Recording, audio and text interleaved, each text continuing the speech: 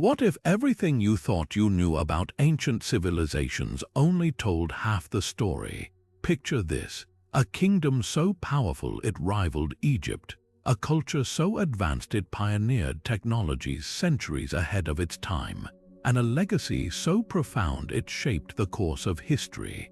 Yet somehow, its name barely echoes in modern classrooms. This is Nubia, the African civilization that history almost forgot. But today, we're dusting off the sands of time to uncover 30 relics that will shatter your assumptions and rewrite the narrative of ancient Africa. Imagine holding an artifact so intricate, so unmistakably brilliant, that it forces you to question why Nubia's achievements were sidelined for so long. These aren't just objects, they're silent witnesses to a civilization that mastered astronomy, engineered monumental architecture, and traded across continents while Europe was still in its infancy. From golden swords etched with untranslatable symbols to temples aligned with celestial precision, each relic we'll explore is a puzzle piece in a story begging to be told. And here's the twist: the more we uncover, the clearer it becomes that Nubia wasn't just a neighbor to Egypt, it was a rival, an equal, and at times a conqueror. So why does this matter now? Because history isn't just about the past, it's about understanding who we are by tracing the paths of those who came before us. When we ignore Nubia's contributions, we're missing a chapter that redefines innovation, power, and resilience. This journey isn't just about admiring artifacts, it's about confronting the biases that buried them and rediscovering a legacy that demands its rightful place in the spotlight. Ready to see Africa's ancient genius in a whole new light? Let's begin. Beneath the scorching Sudanese sun, a team of archaeologists brushed away centuries of sand to reveal a glimmer of gold, an amulet so exquisitely crafted, it seemed to hum with the presence of its long-lost owner. This was no ordinary trinket. The golden amulet of Queen Amanishakheto, forged with precision that would rival any Renaissance jeweler, wasn't just a symbol of status, it was a declaration of Nubian mastery. Look closely, and you'll see lapis lazuli inlays tracing the wings of Isis, a nod to spiritual authority, while hieroglyphs whisper of a ruler who commanded armies and negotiated treaties with Egypt's pharaohs as equals. Queen Amanishakheto herself was a force of nature. While history books often reduce ancient African leaders to footnotes, her reign shattered expectations. She ruled Meroë, Nubia's beating heart, during its golden age, a time when her kingdom's iron smelters fueled economies and her architects designed pyramids steeper and more imposing than Egypt's. The amulet's craftsmanship tells that story. The gold was mined from Nubia's own rivers, the gemstones traded from as far as Afghanistan, proving this wasn't an isolated backwater but a nexus of global exchange. What makes this relic truly revolutionary, though, is how it confronts the lies of scarcity. For centuries, Western narratives painted ancient Africa as a land of simplistic societies, yet here's a queen who wore gold finer than Tutankhamun's death mask, her artisans using techniques Europe wouldn't master for another 1,000 years. The amulet's hidden detail, a tiny scarab beetle on its reverse, symbolizing rebirth, a fitting metaphor for Nubia itself, waiting patiently for the world to rediscover its brilliance. And then there's the irony. While Egypt's treasures were plundered and displayed, Queen Amanishaketo's amulet spent millennia undisturbed, as if Nubia's very soil refused to surrender its secrets to unworthy hands. Today, it doesn't just gleam with ancient artistry, it reflects a truth too long buried. That innovation wasn't born along the Nile's northern banks alone. When you see this amulet, you're not just looking at jewelry, you're witnessing the quiet rebellion of a civilization that refused to be forgotten. Now, let's step across the desert to a site where stone lions still roar without sound. The Temple of Naqa, a masterpiece carved not just into sandstone but into the very identity of Nubia. Here, the walls don't just stand, they speak. Look up and you'll see the god Apedemak, part lion, part man, his carved mane flowing like the Nile's currents, a deity so uniquely Nubian that even Egypt's pantheon had no equivalent. This temple wasn't just a place of worship, it was a billboard of power, a fusion of African and Hellenistic styles that dared to ask, why borrow when you can reinvent? Notice the details. Ram-headed sphinxes line the approach, their horns curling like the crescent moon worshipped in Meroë, yet their bodies ripple with the muscular precision of Greek sculpture. It's a visual cocktail, one part Egyptian symbolism, one part Mediterranean realism, shaken with pure Nubian innovation. And then there's the piece de resistance, a relief showing Queen Amanishakheto, her crown taller than the pharaohs, smiting enemies not with Egypt's crook and flail, but with a sword forged in Nubia's legendary iron workshops. The message this kingdom didn't mimic, it mastered, but the temple's true genius lies in its diplomacy of stone. The lotus columns inside, their petals open upward, a subtle nod to Egyptian style, while their bases flare wide like Meroitic beer jars, a wink to local culture. Even the stairway to the rooftop altar aligns not with the Nile, but with the southern stars, proving Nubian priests rivaled Babylon's astronomers. And here's what textbooks miss. When Rome was still wrestling with concrete, Nubian architects engineered drainage systems beneath these very stones, channeling rare desert rains with precision that would make modern engineers blush. The irony, while Egypt's temples were plundered for their gold, Naqa survived precisely because its wealth was intellectual. Every carving is a treaty, a trade agreement, a cosmological equation etched in sandstone. When you walk these halls, you're not just seeing art, you're walking through the mind of a civilization that refused to be anyone's shadow. The lions on these walls. They're not guarding ruins, they're waiting for the world to finally recognize the roar of African genius. Buried in the shifting sands near the ancient city of Kerma, archaeologists uncovered a trove of peculiar bronze rings, not jewelry, but precision-engineered archery tools that transformed Nubian warriors into the most feared marksmen of the ancient world. These unassuming bands, slipped onto the fingers of Kushite archers, were the secret behind their legendary accuracy, allowing them to fire arrows with such force and precision that even Roman historians wrote of their terror on the battlefield. Holding one, you'd notice its inner groove worn smooth by thousands of bowstrings, a silent testament to the hands that once defended an empire. The kingdom of Kush didn't just use bows, they perfected them. While other armies relied on brute strength, Nubian archers treated their craft like a science. These rings, often inscribed with clan symbols, weren't mere accessories, they were calibrated tools. The bronze thickness varied to adjust for arrow weight, and the slight curve at the edge prevented string slippage during rapid fire. Imagine facing an army where every archer could strike a target at 200 paces, their arrows piercing armor like parchment. That's why Kushite forces held off Assyrian invasions and even sacked Thebes during their 25th dynasty rule over Egypt. Their prowess wasn't luck, it was engineering. But the rings reveal a deeper story. Unlike the ornate weapons of pharaohs designed for show, these were battlefield pragmatism incarnate. Archaeologists found them in mass graves alongside skeletons with overdeveloped right shoulders, proof of lifetime spent training. And here's the twist. While Egypt's military victories were carved into temple walls, Kush's triumphs live in the quiet wear of these rings. They didn't need to boast. Their reputation echoed in the dread of enemies who spoke of the cloud of arrows that blotted out the sun. What's most striking, though, is how these artifacts dismantle stereotypes. Western historians long dismissed African warfare as primitive, yet these rings, with their ergonomic design and standardized sizes, hint at a military-industrial sophistication rivals couldn't match. Recent experiments recreating them proved Nubian archers could loose 3 arrows in the time it took a Roman to fire one. That's not primitive, that's innovation forged in the crucible of necessity, a reminder that brilliance thrives where outsiders assume only barrenness lies. When you hold one of these rings, you're not touching a relic. You're gripping the reason an entire civilization stood unbroken for centuries.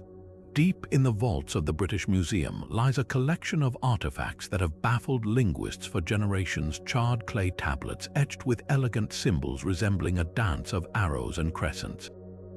This is Meroitic script, the written heartbeat of ancient Nubia and one of Africa's oldest writing systems. Unlike Egypt's hieroglyphs, which scholars cracked centuries ago, these tablets still guard their secrets fiercely. We can read the sounds of Meroitic words aloud thanks to phonetic clues borrowed from Egyptian, but the meanings, those remain locked away, a linguistic puzzle that could rewrite our understanding of an entire civilization. Take the sandstone stele of King Tanyadamani, for instance. At first glance, it looks like any other royal proclamation until you notice the symbols clustering near the edges like whispers at a court gathering. These aren't decorative flourishes, they're tax records, trade agreements, even poetry, all written in a script so adaptable it was used for everything from temple hymns to grocery lists. The irony, we know it was alphabetic, 23 elegant characters representing consonants and vowels, yet without a Rosetta Stone equivalent. Whole passages might as well be musical notes without a melody. What makes this script revolutionary isn't just its age, it's what it reveals about Nubian priorities. While Egyptian scribes obsessed over the afterlife, Meroitic tablets detail the mundane magic of daily life: grain shipments measured to the cup, legal disputes over camel herds, even a heartbreaking letter from a soldier's wife pleading for news. One fragment lists the ingredients for a now-lost beer recipe, hinting at a brewing tradition so advanced it put Egyptian barley wine to shame. And then there's the kicker: royal decrees were often written twice, once in Meroitic, once in Egyptian, proving Nubia's scribes weren't just literate, they were bilingual diplomats. The real mystery lies in the undeciphered symbols, that looping mark resembling a lasso. Some scholars think it denotes plural nouns, while others argue it's a royal seal. The vertical strokes that appear only in temple texts, they might track lunar cycles or tax years. Every attempted translation reveals contradictions, like the word "abror" appearing in both marriage contracts and battlefield reports. Was it a term for unity, a war cry? The answer could prove Nubia's legal system was as complex as Rome's. Perhaps most tantalizing is what these tablets don't say. There are no records of slavery, no evidence of the rigid caste systems seen elsewhere.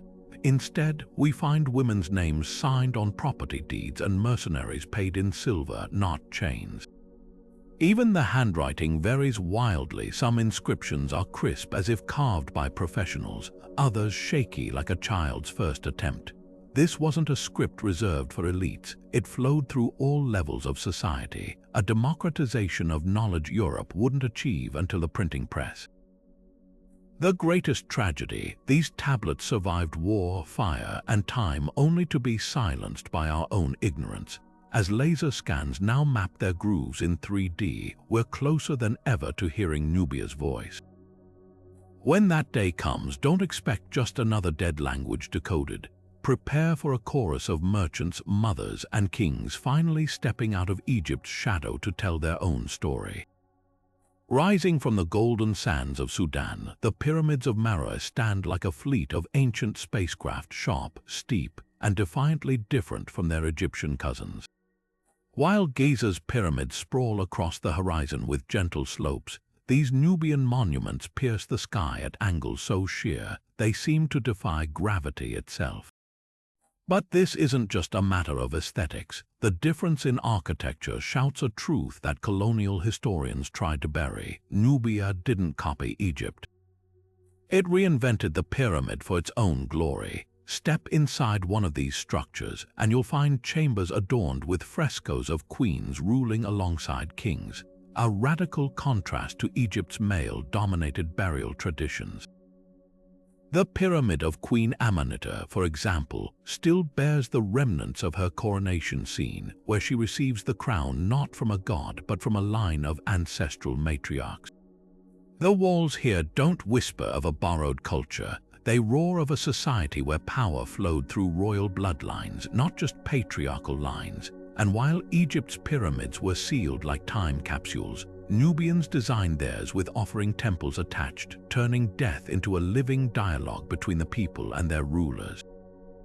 Now let's dismantle the biggest myth head-on. Yes, Nubians built pyramids centuries after Egypt's era had peaked, but that's where the similarity ends.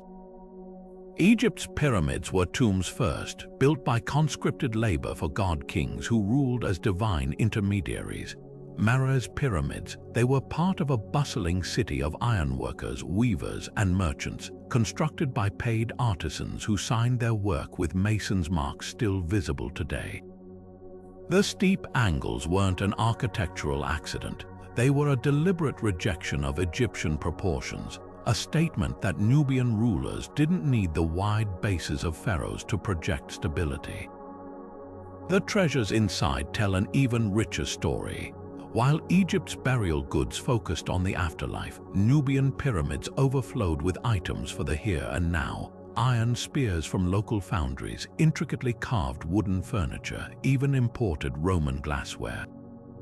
Excavations revealed something startling. Many pyramids contained multiple burials, suggesting that in Nubia, death was a family reunion, not a solitary journey. And here's the clincher. Beneath several pyramids, archaeologists found libation basins where offerings were poured centuries after burial, proving these weren't just monuments to the dead, but active sites of memory and reverence.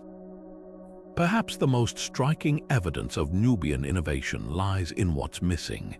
Unlike Egypt's treasure-laden chambers, Meroë's pyramids were never gold-filled. Instead, their wealth was in the craftsmanship, the precision-cut sandstone blocks fitted without mortar, the hidden drainage channels that kept interiors dry during flash floods. This was a culture that valued engineering over extravagance, permanence over pageantry. When you stand before these pyramids today, you're not looking at knockoffs of Giza. You're witnessing a civilization that took an architectural idea and made it uniquely, unmistakably African, a testament to kings and queens who built their legacy to last, not to mimic. The final irony: while robbers plundered Egypt's pyramids within centuries, many of Meroë's remained untouched until modern excavations. Maybe even thieves recognized what scholars took too long to admit. These weren't echoes of another culture. They were originals standing proud in the desert, waiting for the world to see them on their own terms.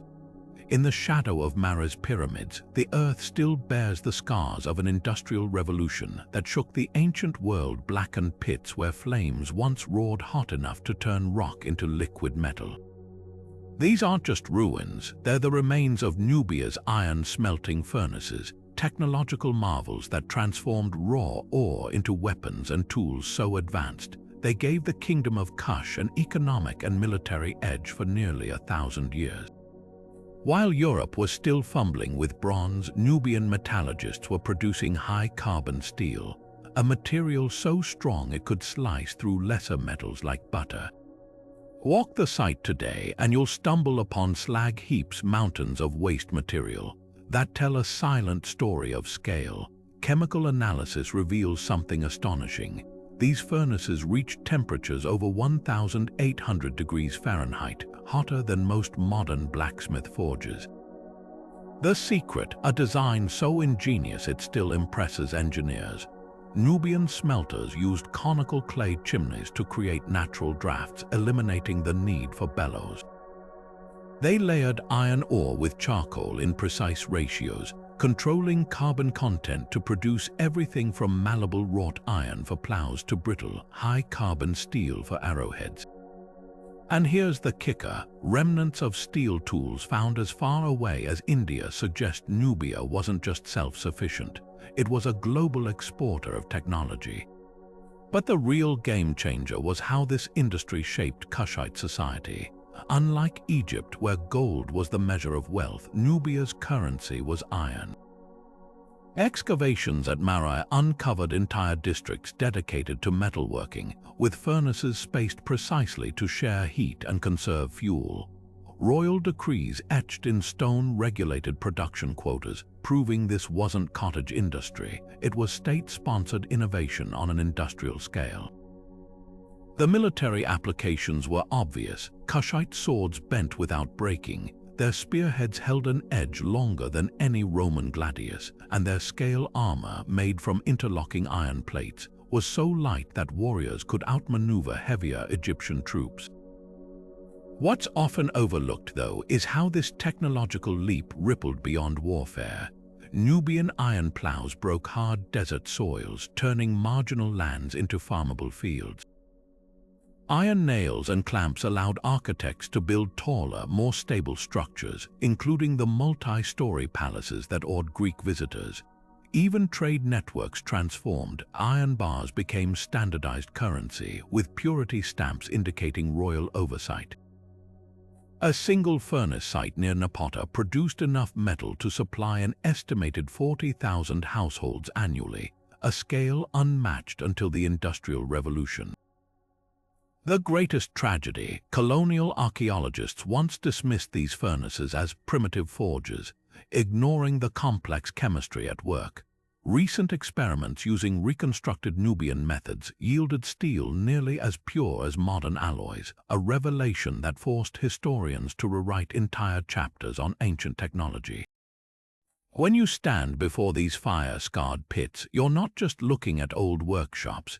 You're witnessing the birthplace of African industrialization, where sparks flew not just from molten metal, but from the friction of a civilization pushing the boundaries of what the ancient world thought possible.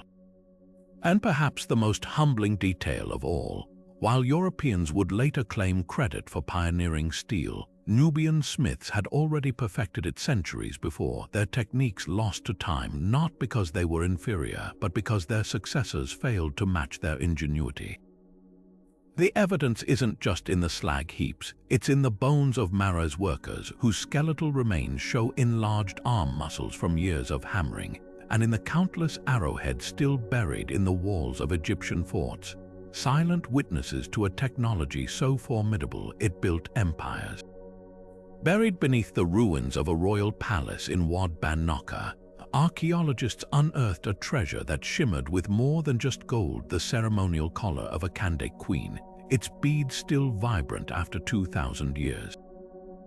This wasn't mere adornment, it was a political manifesto in metal and gemstone. Each element of the necklace carried meaning. Carnelian from Nubia's desert symbolized the sun's fire, while blue faience beads mirrored the Nile's life-giving waters. But the real power lay in the details. Strands of gold alternated with iron, a deliberate pairing of the kingdom's most abundant resources, showcasing Nubia's dual mastery of artistry and industry. The Kandakes, Nubia's warrior queens, understood the language of jewelry better than any diplomat. Take the bracelets of Queen Amanishakheto, who famously defeated Roman legions.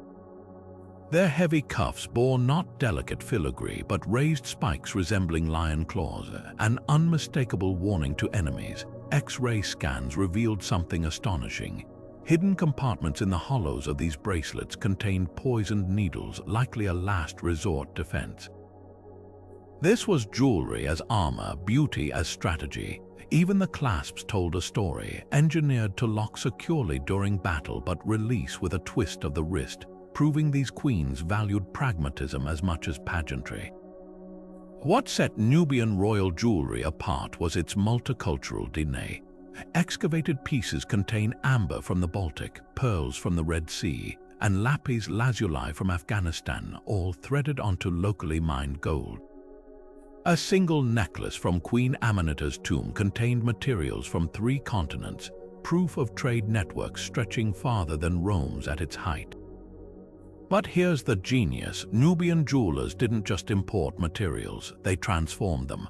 Persian turquoise was recut into the shape of native desert flowers, and Egyptian glass was melted down to create beads in distinctly Nubian patterns.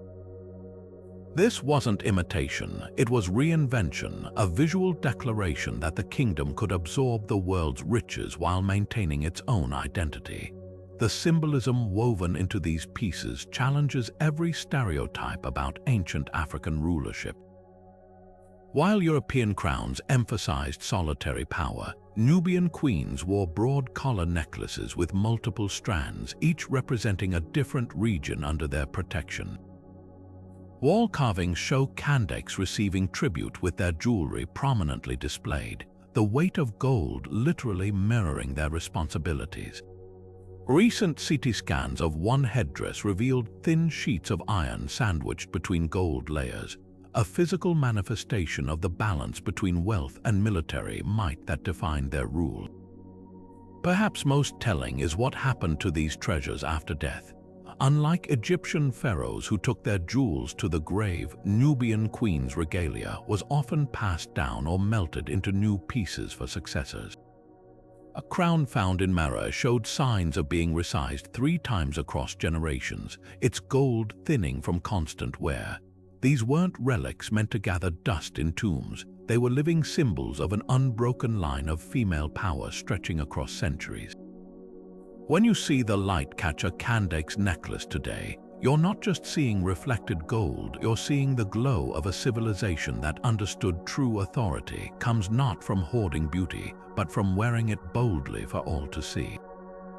Standing at the Temple of Amun in Jebel Barkal, the sandstone stelae of King Taharqa rise like ancient billboards proclaiming a truth that still unsettles traditional histories. For nearly a century, the pharaohs of Egypt weren't Egyptian at all. These intricately carved slabs, some towering over 10 feet tall, document the reign of Nubia's most ambitious ruler, a man who didn't just conquer Egypt but revitalized it, leaving monuments from the delta to the Nile's fourth cataract. The finest example, the Dream Stela, shows Taharqa receiving the crown not from Egyptian priests, but from the ram-headed god Amun of Naqa, a deliberate power play declaring that divine authority now flowed upstream from Nubia. What makes these stelae revolutionary isn't just their grand claims, it's their bilingual nature. Taharqa had his victories carved in flawless Egyptian hieroglyphs for his northern subjects, but added a secret weapon, Meroitic script alongside it, a bold assertion that Nubian culture deserved equal billing. One stela near Memphis records his restoration of crumbling temples, a project so extensive it employed 20,000 workers. But read between the lines and you'll spot telltale Nubian touches. The laborers weren't slaves but paid craftsmen, and the temple designs incorporated Kushite sun altars alongside traditional Egyptian halls. This wasn't occupation, it was cultural fusion on an unprecedented scale. Taharqa's military genius leaps from these stones too. The Kawa Stela recounts his defense of Egypt against Assyrian invaders, boasting how his archers, equipped with those lethal Nubian rings, turned the tide at the Battle of El Taqi. But the real surprise comes halfway down the inscription, where Taharqa credits his victory not to brute force but to strategy. He describes diverting the Assyrians into marshlands where their chariots sank, a tactic Julius Caesar would later copy at a leisure. Even more revealing, the stela shows defeated Assyrian generals bowing not to Taharqa's sword, but to his scribes' proof he understood the lasting power of written propaganda. Yet these monuments also hold clues to Nubia's forgotten humanitarianism. The Tanis Stela details Taharqa's response to a 7-year famine. He ordered grain shipments from Nubia's stocked silos, reduced taxes for starving farmers, and even temporarily halted temple construction to feed the people. Modern pollen analysis confirms his account. Sediment cores from the delta show an unusual spike in sorghum, a drought-resistant Nubian crop exactly during his reign. This wasn't just charity, it was sophisticated crisis management with relief efforts coordinated across 1,000 miles of Nile. The stela's artistry alone shatters stereotypes. While Egyptian carvers favored stiff formality, Taharqa's sculptors injected movement into every scene. On the Sanam stela, the king's muscles strain realistically beneath his kilt as he runs alongside Apis bulls, his face alive with determination rather than the usual serene detachment. Even the hieroglyphs themselves seem to dance, Some letters curl into subtle lion shapes, a nod to Nubia's sacred animal. And then there's the ultimate irony. While later pharaohs erased their predecessors' names, Taharqa's monuments were left intact even by his enemies. The Assyrian king Esarhaddon, after sacking Memphis, curiously ordered artisans to recarve damaged stelae rather than destroy them. Was it respect, fear, or acknowledgement that this Nubian ruler's legacy was too monumental to erase? Perhaps the most poignant stela stands in the Louvre, fragmented but eloquent. Its lower half shows Taharqa's daughter presenting offerings, her Nubian braids meticulously detailed. The upper half, lost to time, likely depicted the king himself. Together, they form a metaphor for Nubia's relationship with history. So much of its grandeur lies just beyond our grasp, waiting to be pieced back together. When you stand before these stones, you're not just reading inscriptions, you're witnessing the birth certificate of a forgotten superpower, one that dared to rewrite the rules of empire and left its mark not in conquest alone, but in stone, strategy, and unexpected mercy. In the heart of Nubia's oldest city, Kerma, archaeologists uncovered a cache of bowls so extraordinary they seemed to hold not just traces of ancient offerings, but the very soul of a civilization. These weren't ordinary vessels, their bases were deliberately punctured, designed to let liquid seep into the earth during rituals. The finest among them, a massive alabaster bowl nearly 3 feet wide, bore faint residue tests later identified as a mixture of milk, honey, and something more surprising, ground ostrich eggshell, a substance Nubians believed carried messages to the spirit world. What makes these bowls revolutionary isn't just their craftsmanship, but what they reveal about Nubia's spiritual democracy. Unlike Egypt's closed temple rituals, Kerma's ceremonies required participation from all levels of society. Smaller bowls found in residential areas contained remnants of beer and sorghum, suggesting families conducted domestic offerings alongside grand state ceremonies. The hierarchy was baked into the designs. Elite bowls were carved from single blocks of imported stone, while commoners used locally fired pottery, yet all shared identical puncture holes, a powerful equalizer in the eyes of the divine. Now here's where it gets fascinating. Some bowls were found arranged in precise geometric patterns, their placement mirroring constellations visible only during the Nile's flood season. A cluster discovered near the western Defy temple formed the shape of the scorpion's tail, a nod to the Nubian rain god. But the real breakthrough came when chemists analyzed mineral deposits inside layers of evaporated liquid alternating with burned grains, proof these weren't one-time offerings but part of cyclical rituals timed to agricultural calendars. The Nubians weren't just praying, they were conducting a dialogue with nature itself. The social clues hidden in these bowls dismantle old assumptions. While Egyptian art showed only priests interacting with gods, Kerma's vessels bear fingerprints of all ages, children's small grips near the rims, elders' worn thumbprints on the bases. One bowl even had a trader's seal pressed into its side before firing, suggesting merchants commissioned personal ritual wear. And then there's the clincher. Several broken bowls were carefully repaired with gold-filled cracks, a practice unheard of in Egypt. Why gold, the most precious metal for simple repairs? Because to the Nubians, these weren't just objects, they were living participants in spiritual exchange, worthy of the same reverence as human participants. Perhaps most telling is what happened to these bowls after their primary use. Unlike temple treasures hoarded in tombs, many were respectfully buried in house foundations or placed in community ossuaries alongside ancestral bones. The message is clear. In Kerma, the sacred wasn't locked away in elite spaces. It flowed through daily life as essential as bread or water.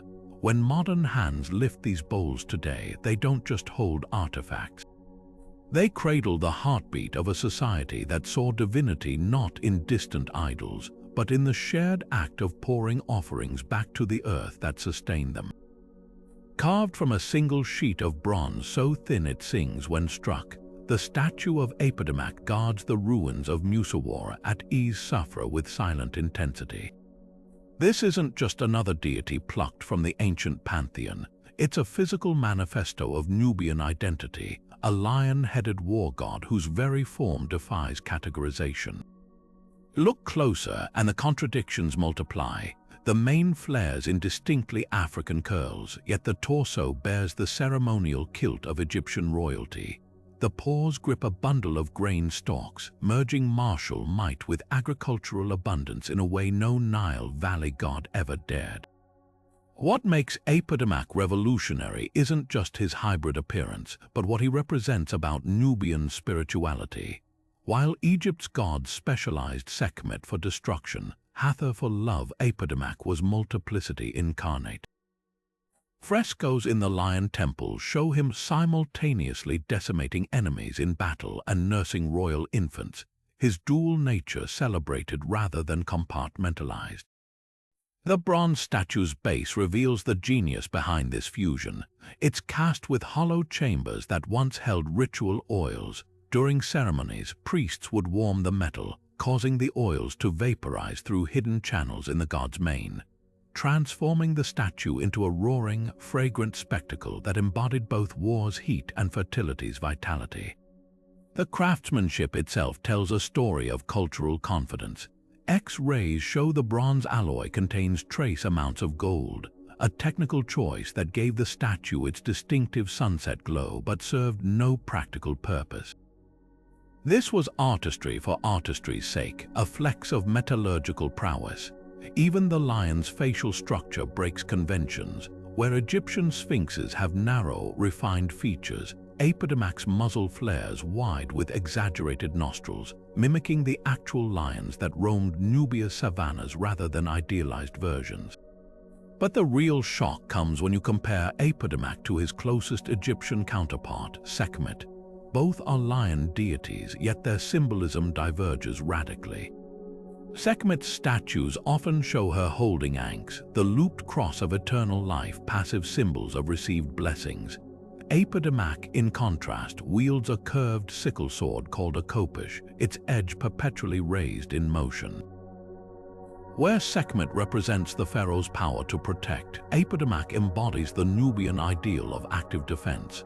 The message is clear: divinity here isn't just worshipped, it's enlisted. Perhaps most telling is where archaeologists found the statue, not in some secluded temple nave, but mounted on a processional cart with grooves indicating it was paraded through crowds. Where patterns on the base suggest it was regularly anointed with lion fat and fermented honey, a concoction still used by Sudanese tribes today to bless warriors. This wasn't a distant idol to be feared. It was a community protector dragged into battlefields to rally troops and carried through fields during planting rites. The statue's back bears deep scratches, initially mistaken for damage until scholars realized they were intentional tally marks, notching military victories and harvest yields in equal measure. When you stand before Apedemak today, you're not just seeing a god. You're witnessing the crystallization of a worldview that refused to separate war from peace, destruction from creation. In a single bronze form, Nubia declared its values: strength must serve life, and even the fiercest aspects of existence must be embraced as part of a greater whole. The statue's empty eye sockets, once inlaid with obsidian, seem to stare through time itself, challenging us to reconsider not just ancient Africa's spiritual complexity, but our own modern divisions between what we fear and what we cherish. High on the cliffs of Jebel Uweinat, where the borders of Egypt, Libya, and Sudan blur into one scorching expanse, the desert walls pulse with color: ochre handprints, herds of giraffes in mid-gallop, and dancers frozen in motion for 8,000 years. This is Saharan rock art, an open-air archive proving Nubia's roots stretch far deeper than the pyramids. Among these ancient galleries, one panel stops archaeologists mid-step, a detailed hunting scene showing archers with distinctive recurve bows identical to those later wielded by Kushite warriors. The connection is undeniable. This isn't just art, It's a cultural blueprint tracing the evolution of Nubian identity across millennia. Look closer at the Tassili Ennaja cave paintings in Algeria and you'll spot something extraordinary.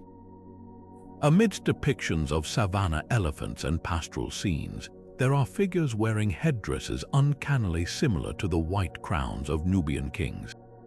The pigments tell their own story. Chemical analysis reveals the reds came from hematite mined near modern-day Dongola, a key Kushite city, while the whites were made from powdered ostrich eggshell, a material Nubians later used in ritual bowls. These artists weren't just recording daily life, they were passing down a visual language that would flower into Meroë's grand temples. The most revealing panels, though, showed dance ceremonies. At the Cave of Swimmers in Egypt's Gilf Kebir, lithe figures arch backward in motions mirrored today by Sudan's Nubia peoples. One particular fresco depicts a line of women executing a grapevine step while shaking beaded girdles, an early version of the ceremonial dances still performed in Sudan's wedding rituals. Archaeologists found identical bead shapes in Queen Amanishaketo's tomb, proving these traditions survived unbroken for centuries. The dancers often flank a central figure holding a crook-like staff, foreshadowing the shepherd's crook that became a symbol of Nubian kingship.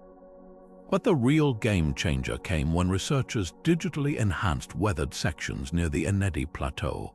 Beneath layers of calcite, they uncovered a stunning detail: cattle with horns deliberately painted in the shape of the crescent moon, a celestial body later worshipped as the god Apidamak. Here's the kicker: these moon bulls appear alongside spirals that precisely match the solar alignments of Nubian pyramids built 4,000 years later. The artists weren't just doodling, they were encoding cosmological knowledge that would shape an entire civilization's architecture. What makes these paintings truly revolutionary is their democratization of history. Unlike Egyptian hieroglyphs reserved for temples, Saharan rock art sprawls across communal spaces, cliff faces where herders rested, overhangs where children played. Some even show mistake panels where novices practiced brushwork, proving artistic training wasn't confined to elite workshops. The colors themselves reveal egalitarian values. While Egypt's pigments relied on rare lapis lazuli and malachite, Nubia's earliest artists used locally abundant clays and charcoal, transforming ordinary materials into enduring masterpieces. Modern desert winds have erased some paintings, but enough survived to force a seismic shift in perspective. That giraffe etched near a dried-up riverbed. Its spots form the same geometric pattern found on Meroitic pottery. Those archers chasing antelope, their arrowheads mirror bronze points excavated at Kerma. When you stand before these cliffs, you're not just seeing prehistoric art, you're witnessing the living DNA of a civilization that refused to separate practicality from beauty or daily life from the divine. The rocks don't just depict early Nubians, they hum with the rhythms of a culture already confident, connected, and astonishingly aware of its place under the African sun. Scattered across the dunes of Sedenga like forgotten jewels, the glass beads of ancient Nubia shimmer with secrets of a trade empire stretching far beyond the Sahara. At first glance, they might resemble common trinkets, tiny spheres of cobalt, emerald, and amber no larger than peppercorns. But hold one to the light and the truth becomes clear. These are chemical fingerprints of globalization, each hue revealing connections to workshops in Phoenicia, Mycenae, and even the Baltic. The deepest blues contain traces of cobalt mined only in the mountains of modern-day Afghanistan, while the ruby-red beads carry the unmistakable signature of Mediterranean manganese. This wasn't just trade, it was a transcontinental alchemy that placed Nubia at the heart of the ancient world's most lucrative networks. What makes these beads revolutionary isn't just their origin, it's how they got to Nubia. While Egyptian merchants typically relied on middlemen, Kushite traders cut out the intermediaries entirely. Shipwrecks off the Red Sea coast bear witness to their daring. Amphorae stamped with Meroitic glyphs found alongside Roman coins and Indian spices. One cache of beads discovered in a Sedenga tomb was strung on gold wire so fine it could only have been drawn using Nubia's advanced iron tools. The craftsmanship tells a story of selective borrowing. The beads themselves were imports, but the necklaces they formed were unmistakably African, with spacer patterns mimicking the rhythm of traditional Nubian dance steps. Now here's where chemistry upends history. Using mass spectrometry, researchers traced some green beads to a glassworks in ancient Naples, except these predate Roman contact by 3 centuries. How? The answer lies in the sand itself. Nubia's desert silica happened to be perfect for glassmaking, prompting Mediterranean artisans to establish local workshops under Kushite patronage. At Sedenga's outskirts, archaeologists uncovered furnaces with glass slag still clinging to crucibles, proving Nubians weren't just passive consumers.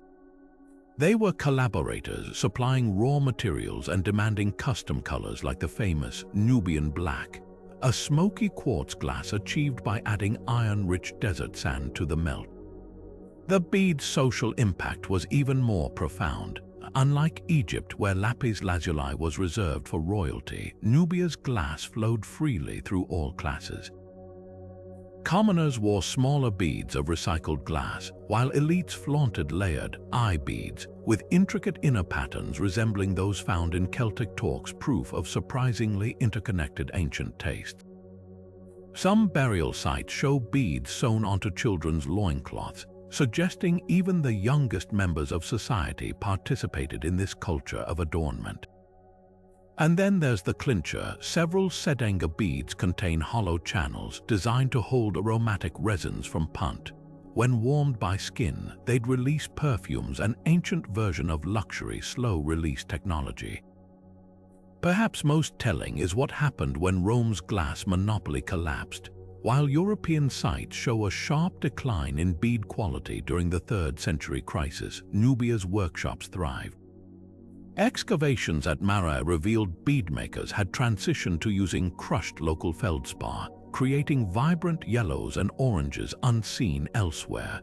These weren't knockoffs, they were innovations, their formulas later reverse-engineered by Byzantine artisans. The bead's journey comes full circle in a 9th century CE Coptic church mural, where Nubian traders are depicted offering glass to Egyptian bishops, the student having become the master. When the light catches these beads today, it illuminates more than brilliant colors. It reveals a civilization that turned trade into an art form, that adapted foreign technologies while preserving its distinct aesthetic, and that wove itself into the fabric of the ancient world through strands of glass no thicker than a thread. These weren't just decorations, they were diplomatic currency, chemical experiments, and statements of identity, each tiny sphere a world unto itself. Buried in the royal necropolis of El Kuru, archaeologists uncovered an ankh unlike any found along the Nile, its loop elongated like a teardrop, its crossbar etched with spiraling patterns mimicking the sacred twisted ropes of Nubian priestesses. At first glance, it might resemble the familiar Egyptian symbol of life, but this artifact tells a different story. The Nubian ankh wasn't just borrowed, it was reinvented, its form infused with local beliefs that transformed it into something entirely new. Where Egypt's ankhs were sleek and standardized, Nubia's versions bulged with added symbolism. Some incorporated miniature lion heads at the junction of the cross, while others flared at the base into palm fronds, a nod to the life-giving date groves of the Upper Nile. The most striking example, the ankh of King Tantamoni, reveals how deeply Nubia personalized this icon. Carved from ebony inlaid with silver, its shaft isn't smooth but ribbed, a deliberate echo of the Nile's cataracts that defined Kush's southern border. Microscopic analysis uncovered something astonishing. The loop's interior bears tiny carved stars aligning with the summer solstice, proving this was no passive emblem. It doubled as an astronomical tool, held aloft during rituals to measure the sun's zenith. This fusion of cosmology and spirituality was pure Nubia, practical mysticism where even symbols served multiple purposes. Royal frescoes at Napata show how the Ank's role diverged from Egyptian tradition. Instead of gods bestowing it upon pharaohs, Nubian queens wielded it actively. One mural depicts Queen Kalhata thrusting an Ankh toward a field of withering crops, its loop radiating waves like a watering can. The message was clear. In Kush, eternal life wasn't just an afterlife promise. It was a daily responsibility of rulers to maintain fertility and order. Even the Ankh's material carried meaning. While Egypt favored gold for its solar connotations, Nubian royalty often chose iron, a metal believed to contain the red essence of the earth, creating Ankhs that literally rusted over time, visually linking the symbol to the cycle of decay and rebirth. The Ankh's adaptation reveals a broader cultural strategy. Nubia didn't reject foreign influences, it digested them, merging imported ideas with indigenous wisdom. A stash of temple offerings at Meroë included Ankhs with hollow shafts containing sorghum seeds. Shake one, and it rattled like a ritual instrument. Another, found in a warrior's grave, had its crossbar sharpened into a functional blade. These weren't contradictions to the Nubians, they were natural evolutions, proof that symbols could be as fluid as life itself. Perhaps the most poignant twist lies in the Ankh's final transformation. As Christianity spread through Nubia in the 6th century CE, local artisans began producing Ankhs with elongated crosses that foreshadowed the Coptic cross. In a monastery near Old Dongola, excavators found a version where the loop was repurposed as a grapevine, blending pagan and Christian iconography. This wasn't erasure, it was continuity, a testament to Nubia's enduring belief that all life, earthly or eternal, was interconnected. When you hold one of these Ankhs today, you're not just gripping an ancient symbol, you're touching a philosophy that refused to let tradition stagnate, adapting borrowed forms to tell an unmistakably African story of resilience. Tucked away in the British Museum's storage rooms, a collection of pottery shards from the C Group culture tells a story written in geometric code. These aren't just broken clay fragments, they're the first love letters of Nubian aesthetics dating back over 4,000 years. Dip your fingers along the rim of one of these vessels, and you'll feel the precise grooves of zigzag patterns, spirals that mimic desert whirlwinds, and parallel lines so exact they could have been drawn with modern tools. What's astonishing isn't just their age, but their language. Where Egyptian pottery of the same era featured gods and kings, Nubia's artisans spoke in abstract harmonies, turning everyday objects into canvases of mathematical elegance. The finest examples come from tombs near the Second Cataract, where archaeologists uncovered pots deliberately placed upside down, their bases perforated to allow offerings to seep into the earth. The designs here aren't random. Infrared scans revealed hidden layers of paint beneath the visible patterns, suggesting these vessels were repainted annually as part of ancestral rituals. One particularly striking beaker alternates black and red triangles in a rhythm that precisely matches the jumping dance steps still performed by Sudan's Beja people today. This isn't coincidence, it's cultural DNA preserved in clay. What sets C Group pottery apart is its rebellion against convention. While neighboring cultures focused on symmetry, Nubian potters embraced controlled chaos. A storage jar from Kabania shows a seemingly disordered scatter of dots until you notice they map the Orion constellation as it appeared during the Nile's annual flood. Another, found near the modern border with Egypt, bears a pattern of staggered lines that, when filled with water, create optical illusions of cascading movement. These weren't just decorations, they were interactive art designed to shift and play with the viewer's perspective. The clay itself whispers secrets of early globalization.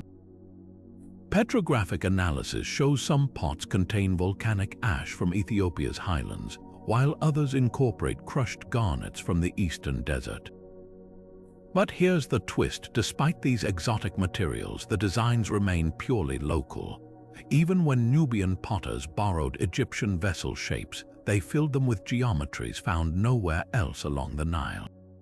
A set of beer jars from Nubia perfectly illustrates this cultural confidence, their bodies shaped like Egyptian offerings, yet covered in bold Nubian chevrons that scream identity louder than any inscription.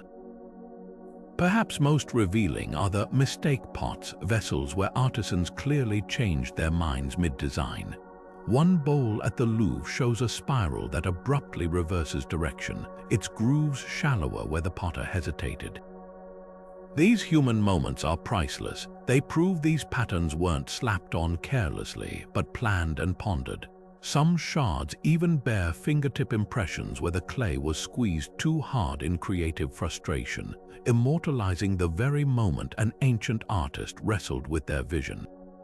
The ultimate irony, while pharaohs commissioned grandiose monuments to proclaim their greatness, Nubia's early legacy survives in these humble pots, objects made to hold grain, water, and beer, yet enduring as testaments to a civilization that saw beauty not as something reserved for gods and kings, but as an essential part of daily life. When you trace those geometric lines today, you're not just looking at ancient art. You're touching the blueprint of a worldview that found infinity in a zigzag and the cosmos in a carefully placed dot. Deep in the deserts of modern-day Sudan, the earth still bears the scars of Nubia's most coveted treasure, gold veins so rich they turned sand into kingdoms. The Wadi al-Aki mines, stretching over 150 miles along the Red Sea hills, weren't just pits in the ground, they were the engine of an ancient superpower. Egyptian papyri called this place the Land of the Bow for its warrior people, but they might as well have named it the Land of the Golden Sun, because the gold flowing from these mines built temples, funded armies, and turned Nubia into the economic heartbeat of the ancient world. Step into one of these mines today, and you'll find walls still glittering with flecks of gold trapped in quartz like stars frozen in stone. But the real marvel isn't just the gold itself, it's how Nubians extracted it. While Egypt relied on slave labor, Nubian miners developed ingenious gravity-based systems. They carved narrow shafts with staircases spiraling downward, then used rush baskets to haul ore to the surface. At the processing camps, grindstones the size of mill wheels crushed the quartz, while mercury imported from as far as Spain helped separate gold from rock. The scale was staggering. One mine at Hosh El Guruf shows slag heaps suggesting over 4,000 tons of ore processed, yielding enough gold to gild an entire temple. The trade routes tell their own story. Gold from Nubia didn't just stay local, it flowed north to Egypt in such quantities that Pharaoh Thutmose III inscribed his temples with lists of tribute. Year 23, 250 deben of gold from Kush, about 55 pounds. But here's what those carvings won't tell you. Nubian rulers weren't just passive suppliers. They controlled prices by stockpiling gold during famines, then releasing it when Egypt grew desperate. A cache of letters from Amanna reveals Pharaoh Akhenaten pleading with Kushite kings for emergency shipments, offering cedar wood and lapis lazuli in exchange. This wasn't tribute, it was high-stakes economics. The gold's purity became legendary. Unlike Egyptian gold mixed with silver, Nubian nuggets were famously sun-colored, 95% pure, requiring little refining. That quality made its way into artifacts like the gold sandals of Queen Amanishakheto, their soles embossed with enemy captives so she'd literally tread on foes with every step. Even more telling are the gold-working tools found at Meroë, tiny anvils and precision hammers proving Nubian smiths didn't just export raw materials.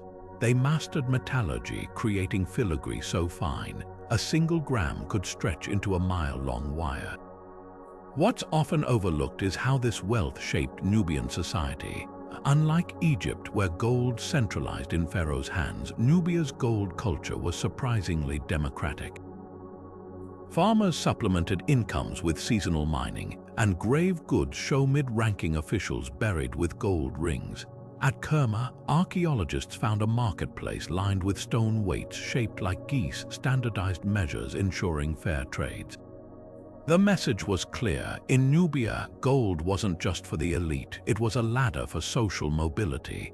The ultimate irony, while Egypt's tombs were looted for gold, Nubia survived intact, not because they had less, but because they hid it better. Recent ground-penetrating radar at El Kuru revealed undiscovered chambers beneath pyramids, their walls lined with gold foil too thin to attract thieves. These hidden hoards whisper a truth modern economies are still learning. Real wealth isn't about flaunting riches, but knowing their true value and when to keep them out of sight. When the desert wind blows over Wadi Alaki today, it doesn't just carry sand. It carries the echoes of a civilization that understood gold's power wasn't in its shine, but in the hands that mined it and the minds that wielded it. Rising from the flat desert like a divine throne, the sacred mountain of Jebel Barkal wasn't just another temple complex. It was the spiritual epicenter of an empire and the ultimate flex in Nubia's religious rivalry with Egypt. The moment you lay eyes on its sheer cliffs, you understand why the ancients believed the god Ammon himself resided here.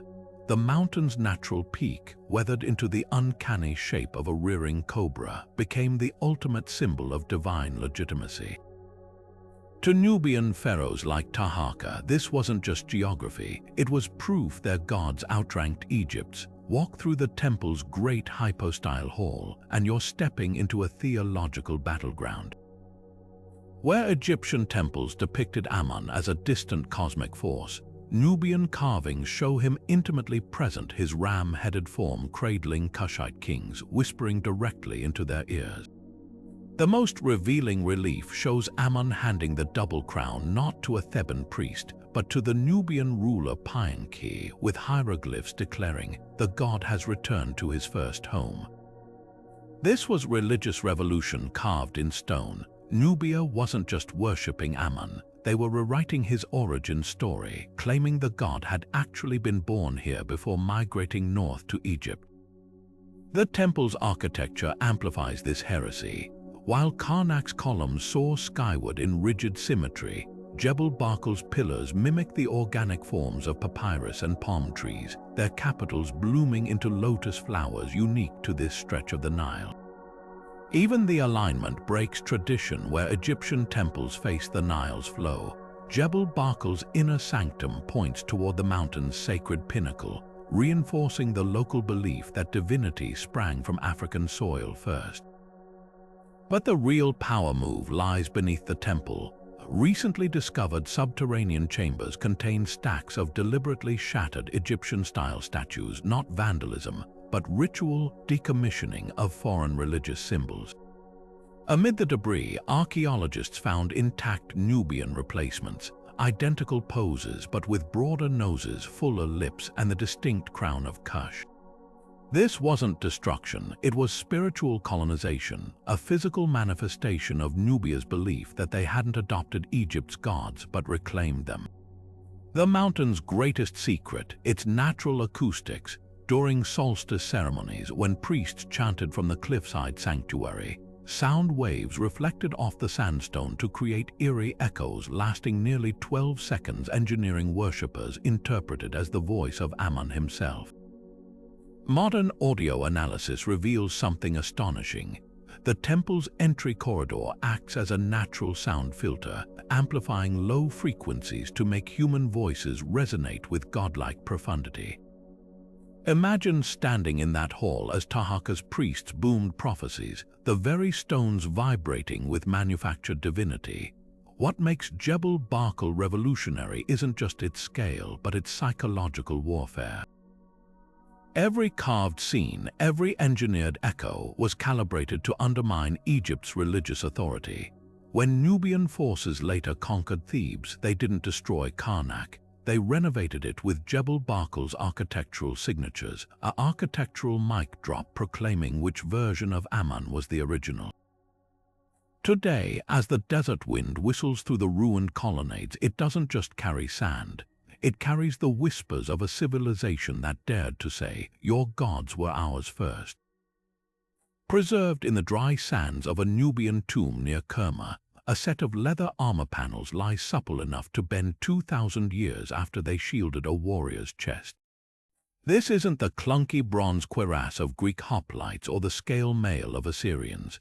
Stitched from Nile crocodile hide and treated with a secret concoction of acacia gum and beeswax, this armor represents a military revolution tailored to Africa's brutal heat. Run your fingers along its surface and you'll feel raised ridges where overlapping strips were layered like feathers, allowing flexibility without sacrificing protection. The genius lies in what's missing: metal. While Mediterranean armies sweltered under pounds of bronze, Nubian warriors moved like shadows, their armor lighter than a modern backpack yet tough enough to turn aside arrows. The construction defies expectations. X-rays reveal inner layers of woven palm fiber sandwiched between leather, creating a composite material that dissipated force like modern Kevlar. But the real innovation was in the stitching zigzag seams that redistributed impact energy away from vital organs, a technique now used in bulletproof vests. Scars on the armor's surface tell stories of battles survived. A deep gash from a Libyan axe, dozens of smaller nicks from Egyptian arrowheads, even singe marks suggesting the wearer escaped a fire attack. This wasn't mass-produced gear, it was a customized second skin molded to its owner's body through years of wear. What truly astonishes is how these armors were maintained. Excavations at Meroë uncovered armorers' kits containing bone needles and threads made from giraffe sinew stronger than flax and naturally water-resistant. A clay tablet nearby lists repair instructions in Meroitic script. After the flood season, rub with ostrich fat and desert salt. Modern tests proved this treatment made the leather resistant to mold and bacteria, explaining how these organic materials outlasted metal counterparts in humid river battles. The tactical advantages were undeniable. Greek historian Strabo grudgingly noted Kushite warriors could run uphill in full armor during skirmishes in the Egyptian desert, while Persian records complained of Nubian mercenaries who absorbed arrows like reeds in mud. One particularly vivid relief at the Temple of Kalabsha shows Nubian archers shrugging off enemy fire during a siege, their armor's distinctive ridged pattern clearly depicted. The irony: while the Romans later adopted similar leather lorica segmentata, they never matched the Nubians' mastery of local materials, their imported cowhide cracking in African heat while the crocodile leather adapted like its living counterpart. Perhaps the most poignant detail lies hidden on the armor's inner lining. Faint traces of henna designs remain spirals believed to channel ancestral protection, and in one case, a child's tiny handprint pressed into the leather as it dried. This wasn't just equipment, it was a tapestry of identity, woven with practicality and spiritual meaning in equal measure. When modern conservators tried recreating the armor using ancient methods, they made a startling discovery. The curing process required moonlight exposure during specific lunar phases, suggesting Nubian armorers synchronized their craft with celestial rhythms. Standing before these relics today, you're not just looking at ancient military technology. You're witnessing the birth of adaptive design where climate, culture, and combat merged into something uniquely African. The same deserts that crumbled empires became Nubia's greatest ally, preserving leather that should have rotted millennia ago, as if the land itself refused to let this ingenuity fade from memory. Among the treasures buried with Nubian nobles at the necropolis of Meroë, rows of tiny blue-green figures stand at eternal attention, faience shaptis unlike any found in Egyptian tombs. At first glance, they might seem like typical funerary servants, crafted to perform labor for their owners in the afterlife. But look closer, and these figurines reveal a cultural rebellion in miniature. Where Egyptian shaptis are uniform and solemn, Nubia's versions burst with personality. Some grin mischievously, others flex exaggerated muscles, and a few even clutch farming tools in comically oversized hands. This wasn't just art, it was a profound reimagining of death's workforce, infused with humor and humanity that defied the rigid formalism of the North. The material itself tells a story of innovation. While Egyptian shabtis were often mass-produced from common clay, Nubian artisans used a distinctive faience recipe, mixing local silica with copper oxides to achieve a shimmering turquoise that evoked the life-giving Nile. The glaze recipes varied by region, creating a spectrum from deep lapis blues in Meroë to pale aquas in Napata, each shade carrying symbolic meaning. Recent CT scans uncovered hidden layers. Many shabtis contained hollow chambers filled with grains of sorghum or barley, physically linking these afterlife servants to agricultural prosperity. Some even had minuscule inscriptions along their bases, not the standard shabti spell from Egypt's Book of the Dead, but personalized messages like, "I will brew your beer," or "Let me tend the date palms." What truly sets Nubian shabtis apart is their diversity. Excavations at El Kuru revealed shabtis depicting professions unknown in Egyptian art: ironworkers with tiny anvils, giraffe herders holding braided ropes, even royal brewsters balancing pots on their heads.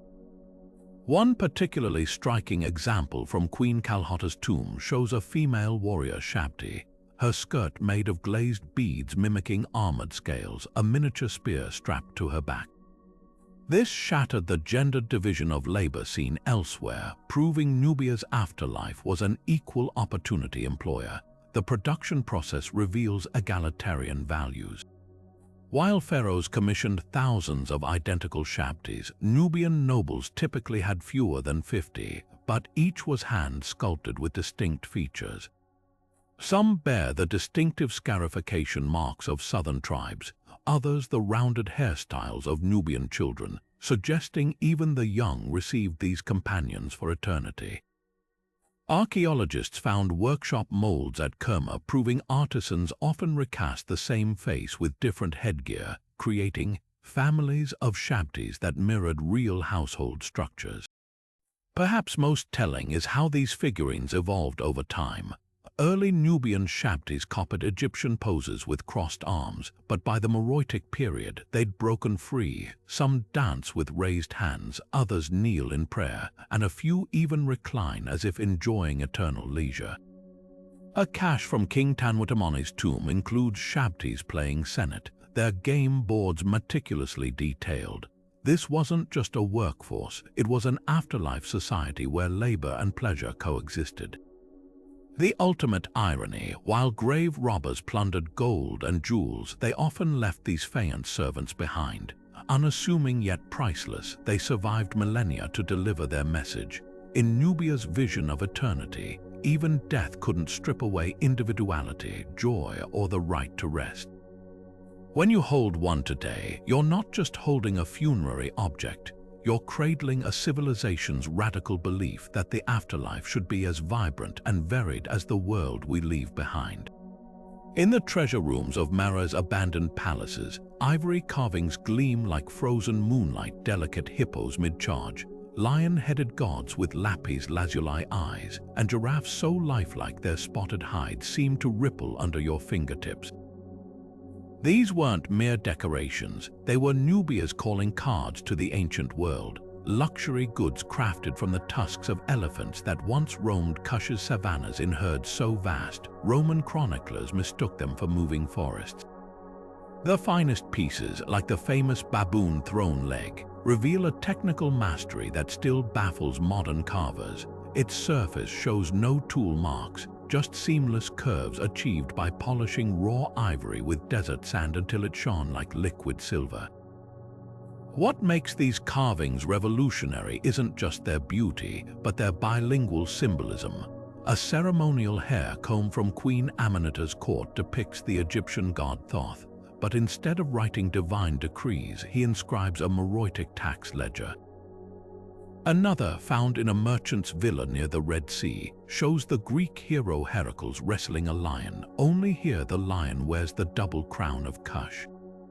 This was cultural code switching at its finest, Nubian artisans catering to foreign tastes while smuggling their own identity into every piece. The trade routes traced by these carvings read like an ancient map of globalization. Chemical analysis proves some ivory came from elephants extinct in Sudan for millennia, their tusks shipped upriver from Central Africa. A particularly exquisite lioness statue still bears traces of pink pigment made from crushed Indian madder root, while the inlaid eyes of a goddess figurine contain Baltic amber beads. But here's the twist: despite these imported materials, the artistic style remains stubbornly Nubian. Even when carving sphinxes for Egyptian patrons, Meroë's workshops gave them distinctively rounded haunches and elongated muzzles, subtle signatures declaring their origin. Production methods reveal an almost industrial sophistication. Excavated workshops contained standardized drill bits for eyes, pre-cut ivory blanks for common shapes, and even quality control tokens clay discs with approved stamped in Meroitic script. The real game changer was how they sourced materials. Unlike the mass elephant slaughters that depleted Mediterranean ivory stocks, Nubian hunters selectively harvested tusks from natural elephant falls, leaving younger animals to replenish herds. A tax receipt from Napata boasts of 40 tusks collected without a single hunt, suggesting sustainable practices millennia ahead of their time. The carving's afterlife is equally fascinating. While most ivory degrades in tombs, Meroë's arid climate preserved pieces with their original paints intact: vivid ochres for desert scenes, malachite greens for palm groves. Some were even repurposed across centuries. A Ptolemaic-era carving of Isis was found reworked into a Christian cross in the 6th century CE, its divine motherhood symbolism seamlessly transitioning between faiths. Perhaps most telling is what these objects carried beyond aesthetics. An incense burner shaped like a panther contains compartments for storing contracts, its hollow body designed to protect trade agreements with the scent of sanctity. A gaming piece carved as a bound captive was actually a weight measure: flip it over, and increments marked its value in gold dust. This was art that multitasked, blending commerce, politics, and spirituality into single, gleaming object. When you hold one of these carvings today, you're not just touching an artifact, you're holding a paradox, something simultaneously fragile and enduring, local and global, sacred and practical. They whisper the untold story of a civilization that didn't just participate in the ancient world's luxury trade, but defined its very language of beauty. The ivory may have yellowed with age, but the mastery it represents hasn't faded one bit. Rising from the golden sands of Sudan like a mirage of limestone and sky, the Sun Temple of Meroë at ease Sufra sprawls across the desert with an ambition that still takes your breath away. This isn't just a temple, it's a solar observatory, a pilgrimage site, and a theatrical stage for ceremonies so grand their echoes might still linger in the wind. Unlike Egypt's rigidly geometric temples, Meroë's design flows organically, its ramps curling like sunrays around courtyards where hundreds could gather to witness the divine. The central altar, carved from a single block of Nubian sandstone, bears the scars of countless offerings, not blood, but crystallized honey and melted gold, gifts meant to catch the first light of dawn and reflect it back to the heavens. Walk the processional way today and you'll spot something startling. The ramps aren't just functional, they're celestial calculators. During equinoxes, sunlight slices through precisely aligned slots in the colonnades, casting moving patterns that dance across hieroglyphs reading, "The gods' fingers touch the earth here." But the real genius lies beneath your feet. Recent laser scans revealed a hidden network of channels, some carrying water for purification rituals, others designed to amplify chanting by funneling sound upward. This was sacred engineering, where every stone served both practical and mystical purposes. The temple's walls tell stories in stone. Where Egyptian sun temples depict Ra sailing stately across the sky, Musawarat's reliefs show the Nubian sun god hurtling through chaos, his chariot pulled by galloping lions rather than orderly serpents. In one vivid scene, priests hold up prisms of rock crystal to fracture sunlight into rainbows, a ritual described in Meroitic texts as binding the sun's many faces. Even the column capitals break tradition, their lotus petals flare outward like sunbursts, while hidden niches once held polished bronze mirrors to illuminate the inner sanctuaries with reflected light. What truly sets this temple apart is its inclusivity.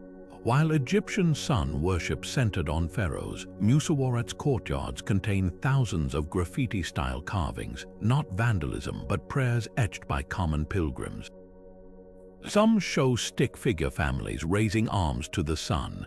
Others depict traders leading giraffes as offerings. A cluster near the northeast ramp captures a woman's childbirth prayer, her words roughly carved but eloquent. As the sun rises anew, so let this child. This wasn't a distant god behind palace walls. This was a deity who listened to the rustle of every farmer's grain and the whispers of love-struck teens. The temple's decline holds one final revelation. When Christianity reached Nubia, instead of destroying the site, converts repurposed it not by erasing the past but by adding new layers. A 6th century fresco of the Virgin Mary gazes serenely over the sun god's altar, her blue robe mimicking the lapis lazuli once embedded in the solar disk above her. In the dust, archaeologists found fragments of incense burners bearing both crosses and faint traces of older sun symbols, as if to say the divine light never really changes, only how we choose to see it. Standing in Musawarat's central courtyard at noon, when the walls cast no shadows, you realize this wasn't just a place of worship. It was a cosmic manifesto carved in stone, declaring that the sun, like Nubia's brilliance, could never truly be contained by any empire's borders. The same light that once warmed priestly shoulders still falls unfiltered onto the sand today, waiting for anyone willing to look up and remember. Hidden beneath the ruins of a royal audience hall in Meroë, archaeologists unearthed a crown that shouldn't exist, a delicate silver circlet so finely wrought, its surface still catches the desert light like liquid moonlight. This isn't just another royal ornament, it's a metallurgical riddle. Silver was rarer than gold in ancient Nubia. With no local sources, every ounce had to cross hundreds of miles of desert or sea. Yet here rests the silver crown of King Shawkara, its very existence proving Nubia's trade network stretched farther than historians ever imagined. The craftsmanship tells its own story. Unlike Egyptian crowns hammered from thick sheets, this circlet was drawn from strands of silver wire thinner than thread, woven into a lattice strong enough to withstand blows yet light as a cobweb. Microscope analysis reveals why. The alloy contains traces of platinum, a metal Nubian smiths couldn't have known was valuable. They simply recognized it made silver harder. The crown's peaks mimic the steep pyramids of Meroë, while its inner band bears tiny stamped lions. Not the static poses of Egyptian art, but mid-raw profiles so dynamic you almost hear echoes across millennia. But the real revolution lies in what this crown represented politically. Egyptian rulers wore gold to symbolize the sun's eternity. Nubian kings chose silver to invoke the moon's cycles, a deliberate statement that their power waxed and waned like natural forces, responsive to their people's needs. Wall reliefs at Naqa show King Shawkara wearing this crown during grain distribution ceremonies, its reflective surface bouncing light onto crowds as if performing celestial theater. The sourcing of materials reads like an ancient thriller. Isotope testing traced the silver to mines in Anatolia, meaning it likely traveled through Carthaginian middlemen before crossing the Sahara with Berber caravans. Yet the crown's design is purely Nubian. Its shape mirrors the white crowns of early Kushite rulers, updated with Meroitic flair. Even more telling, the solder used to join its elements contains frankincense resin, a trick Phoenician jewelers employed to prevent tarnishing. This wasn't just imported treasure, it was a cultural conversation in metal. What makes this relic truly subversive is how it upends colonial narratives. European museums long displayed Nubian crowns as tribal curiosities, ignoring their technical sophistication. But modern studies prove this silver circlet required advanced metallurgy. Its lost wax casting technique wouldn't be matched in Europe until the Renaissance. The hidden rivets securing its lattice are smaller than poppy seeds, each drilled using magnifying lenses crafted from polished rock crystal. Perhaps most poignant is the crown's final secret. Inside the band, barely visible, runs an inscription in Meroitic cursive. The people's breath polishes the king's brow. Unlike the solitary divinity of pharaohs, this crown acknowledges a reciprocal relationship, a monarch literally shaped by his subjects' lives. Tarnish patterns confirm it was worn frequently, not just during ceremonies, its surface worn smooth in spots where Shorkara allegedly touched it while deliberating judgments. When sunlight hits this crown today, it doesn't just gleam, it speaks of a kingdom that turned scarcity into ingenuity, of artisans who transformed foreign materials into unmistakably African masterpieces, and of a royal ideology that saw power not as a static monument, but as something living, changing, and ultimately sustained by the very people it served. Etched into the sun-baked walls of Egypt's Temple of Philae, a cluster of scratched hieroglyphs and crude drawings might look like vandalism at first glance until you spot the unmistakable outline of a Nubian war crown beside them. These are the graffiti of Nubian pilgrims, left over centuries by travelers who journeyed hundreds of miles to pay homage at Egypt's sacred sites. Unlike the formal carvings commissioned by pharaohs, these markings pulse with raw intimacy, prayers scrawled in haste, boasts of distant homelands, and even cartoonish doodles of camels laden with tribute. One particularly poignant inscription near the temple's water gate reads in broken Egyptian, "The soldier Naktaman of Mara came weary to see Isis, let her remember me when I march home." The real revelation lies in the languages jostling side by side. While some pilgrims painstakingly copied Egyptian devotional phrases, others defiantly wrote in Meroitic cursive, a script most Egyptian priests couldn't read. At Dendera Temple, a lavish procession of Hathor is interrupted by a Nubian's blunt addition, a stick figure queen holding a bow above the words Kandake rules in her native tongue. This wasn't just tourism, it was cultural negotiation, a way to assert presence in spaces that traditionally marginalized Nubian voices. Archaeologists have identified over 300 such inscriptions, each a tiny window into individual lives. At Karnak, a merchant from Kerma carved a ledger of goods traded ivory, ebony, and myrrh alongside a plea to Ammon for safe passage. Nearby, a Nubian priestess left her mark differently. She pressed her henna-painted fingertips into wet plaster, creating a personal seal that endured long after her name faded. Some graffiti even hint at playful rivalries. One group of pilgrims from Napata exaggerated their homeland's wealth by drawing giraffes twice as tall as the temple columns. What makes these markings extraordinary is how they challenge assumptions about religious boundaries. While official records portray Nubian-Egyptian relations as either conflict or submission, the graffiti reveals fluid devotion. A warrior's inscription at Abu Simbel shows him praying to both the Nubian lion god Apidamak and Egypt's Ptah, calling them twin protectors.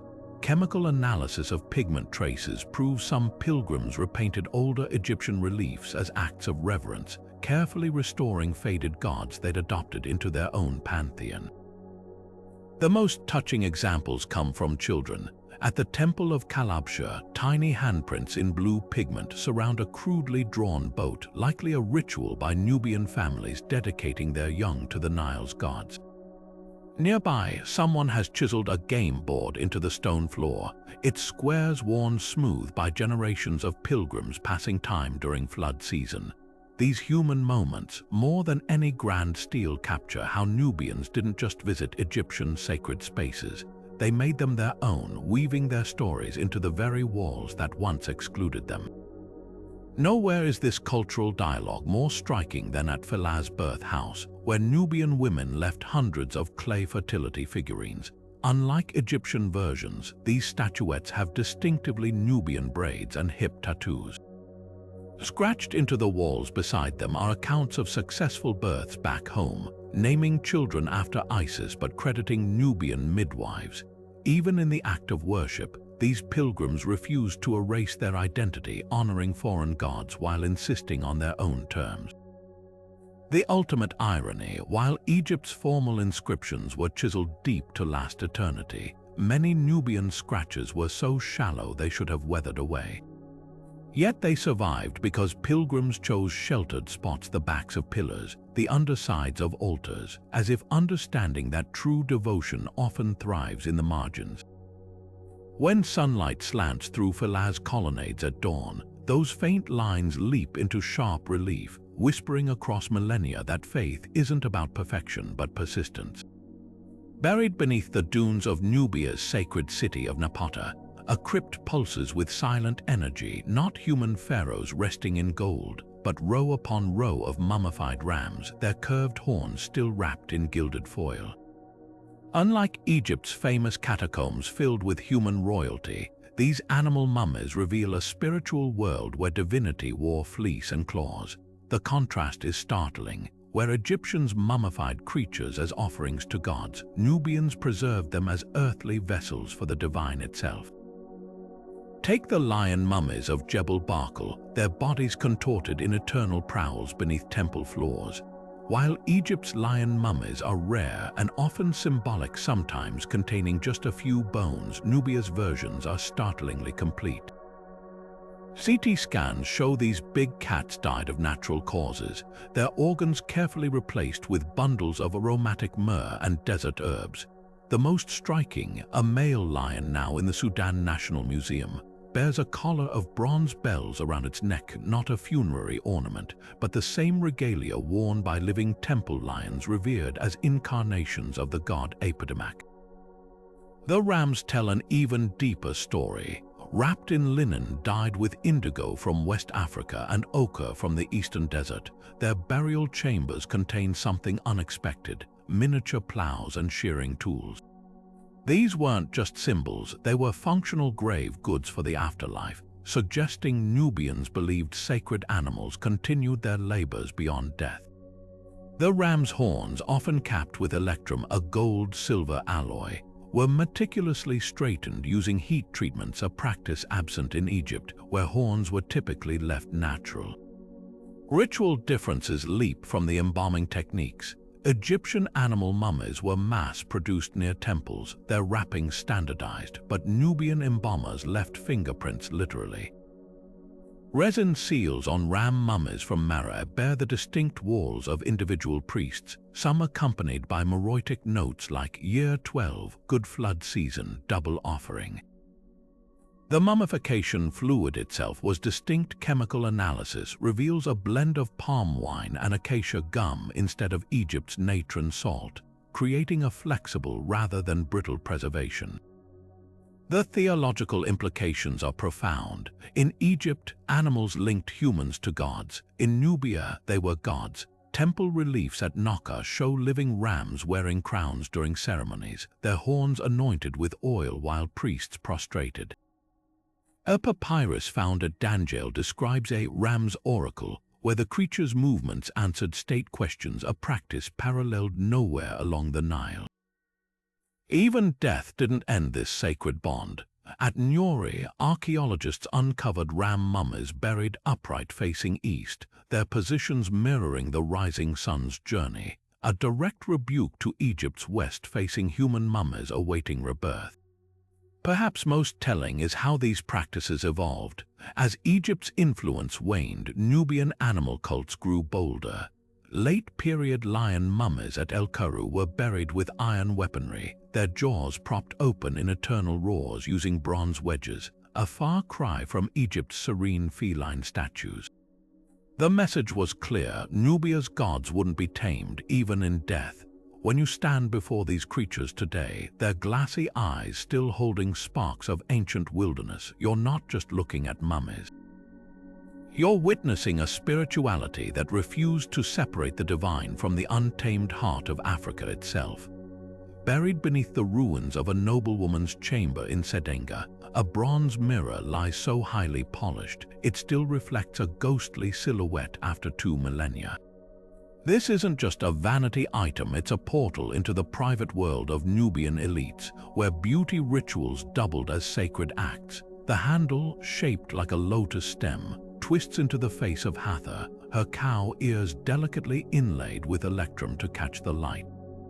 But here's what makes it undeniably Nubian. The goddess's features are carved with fuller lips and a flared nose, her crown replaced by the solar disk of Meroë. This mirror wasn't just for applying kohl, it was a tool for spiritual transformation, a way to channel divinity while preparing for courtly life. Flip it over and the back reveals its true genius. Intricate engravings show a scene of mourning rituals, attendants braiding hair with golden threads, others mixing perfumes in alabaster jars. The mirror's edge is notched with tiny hash marks. Recent analysis suggests these were lunar counters, helping noblewomen track their monthly cycles alongside celestial events. Beneath the patina, faint residues of henna and crushed malachite cling to the surface, physical echoes of beauty routines that blended aesthetics with astronomy. Now consider where these mirrors were found. Unlike Egyptian mirrors buried exclusively in royal tombs, Nubia's versions appear in graves across social strata. A child's burial at Kerma contained a miniature mirror with a giraffe-shaped handle, while a warrior queen's sarcophagus at El Karu yielded one framed by ivory scarabs. The difference in materials tells a story. Commoners' mirrors used polished obsidian or copper alloys, but elites flaunted ones with imported tin bronze, their surfaces alloyed to resist tarnishing in the Nile's humid air. The craftsmanship shatters stereotypes. While Roman mirrors were mass-produced, Nubian nobles commissioned bespoke designs. X-rays of a mirror from Queen Amanishaketo's retinue show its handle hollowed to hold aromatic resins when warmed by a servant's hands. It would release myrrh as the lady gazed into its surface. Another, found in a merchant's villa, has an adjustable angle mechanism crafted from interlocking bronze rings, allowing the user to tilt it like a modern vanity mirror. But the real revolution lies in what these mirrors reflected beyond faces. Temple reliefs at Naqa show noblewomen holding mirrors during religious ceremonies, using them to redirect sunlight onto sacred statues, literally illuminating the divine.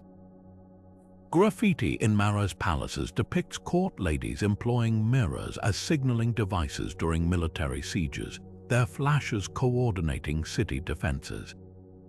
Even in death, the symbolism persisted. Many mirrors were deliberately cracked before burial, not as carelessness, but to release the reflections they'd captured over a lifetime.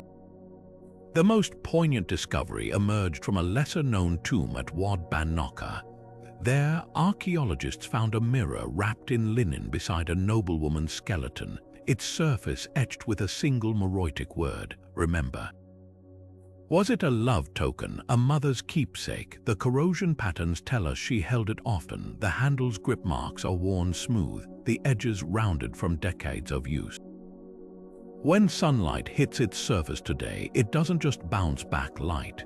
It throws back time itself, offering us fragmented glimpses of lives that were as carefully curated as the reflections they cherished. Among the scattered fragments of Nubian history, no object captures the political theater of the Kingdom of Kush quite like the vanished royal throne of Napata. Ancient texts describe a seat of power so magnificent, visiting Greek ambassadors called it the sun captured in gold and ebony, yet not a single piece survives today. Through meticulous reconstruction from temple reliefs and travelers' accounts, we can resurrect this symbol of unity that once anchored an empire. The throne's base wasn't solid gold as legends claim, but something far more ingenious, alternating panels of dark Sudanese ebony and golden acacia wood, arranged like the stripes of a tapestry to represent the merged southern and northern territories of Nubia. At its center stood the throne's most revolutionary feature, twin lion armrests, their manes carved with the coiled braids of Nubian royalty, but their bodies formed from hollow bronze that could be filled with heated sand during winter ceremonies. This wasn't just regal comfort, it was political theater. When petitioners knelt before the king, the rising steam from the armrests created the illusion the lions were breathing, a calculated display of supernatural authority. The backrest reportedly depicted the god Ammon handing a double crown not to one ruler, but to a line of 7 interconnected figures, the legendary ancestors said to have first united Nubia's warring clans. The throne's engineering reveals a mastery of materials. Surviving throne room frescoes at Jebel Barkal show its legs weren't static, but rested on a circular platform of rotating cedar logs, allowing the monarch to turn effortlessly toward any advisor without standing. Ancient records describe a canopy above the throne strung with thousands of carnelian beads that filtered sunlight into crimson patterns across the king's face during summer solstice audiences, transforming royal appearances into celestial events. But this throne's true power lay in its mobility. Unlike Egypt's fixed golden seats, Nubian rulers carried theirs on campaign, not as furniture but as a modular command center. The armrests detached to become offering tables, the backrest folded into a war map stand, and the seat itself contained hidden compartments holding diplomatic treaties and land surveys. When King Pi conquered Egypt in the 8th century BC, chroniclers noted he received surrender oaths not on local thrones, but atop this traveling symbol of Nubian unity. The throne's ultimate fate remains a mystery, likely melted down during Assyrian invasions, but its legacy lingers in unexpected places. Modern Sudanese presidential regalia includes a ceremonial stool with the same ebony and gold striping, while the rotating platform concept appears in traditional Nubian wedding chairs. Perhaps the most telling tribute emerged recently. Laser scans of a Meroë temple revealed faint outlines where someone had sketched the throne's design onto a wall, as if keeping its unifying promise alive long after the original vanished. When we piece together these fragments, we're not just reconstructing furniture, we're rediscovering the blueprint of a civilization that balanced power and unity as deftly as its craftsmen balanced gold against darkest wood. Beneath the ruins of a Nubian scribe's workshop near Meroë, archaeologists unearthed a seemingly unremarkable pottery shard until sunlight hit its surface, revealing lines of delicate cursive script that pulsed with intimacy. This broken ostracon, roughly the size of a palm, bears a love poem so vivid it bridges 2,000 years to whisper directly to the heart. The ink, made from crushed desert berries mixed with tamarind gum, still stains the clay with its passionate declaration. Your voice is honey in my ears at dawn, your laughter the ripple of the Nile's first flood. What makes this relic extraordinary isn't just its survival, but its defiance of stereotypes. While Egyptian love poetry often idealized inaccessible beauties, this Nubian verse celebrates raw, equal partnership. The unknown author, likely a mid-level administrator based on the handwriting, compares their beloved not to a distant goddess but to practical joys, the shade of a down palm after harvest, the warmth of freshly baked sorghum bread, the reliable turn of the potter's wheel. This wasn't courtly romance, it was love rooted in shared daily life.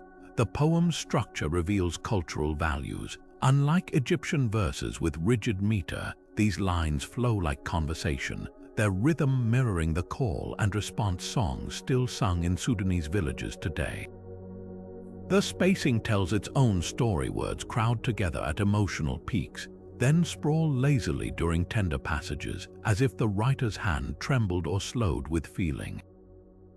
On the shard's reverse, faint charcoal sketches show a couple seated beneath a grape arbor, their intertwined fingers forming the hieroglyph for union, a visual coda to the written affection. But the real revelation came during infrared scanning. Beneath the visible ink, the ostracon bears ghostly traces of earlier drafts, phrases scratched out and rewritten, proving this wasn't some formulaic exercise.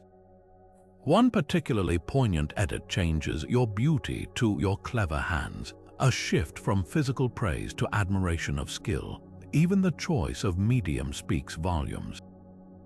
Ostraka were typically used for receipts or school exercises. By appropriating this mundane object for intimate expression, the writer elevated the ordinary into something sacred. The poem's afterlife deepens its humanity. Fingerprint analysis shows multiple people handled the shard, likely passed between friends as a private literary treasure. Residue on its edges suggests it was later placed in a household shrine, repurposed as a charm for marital harmony.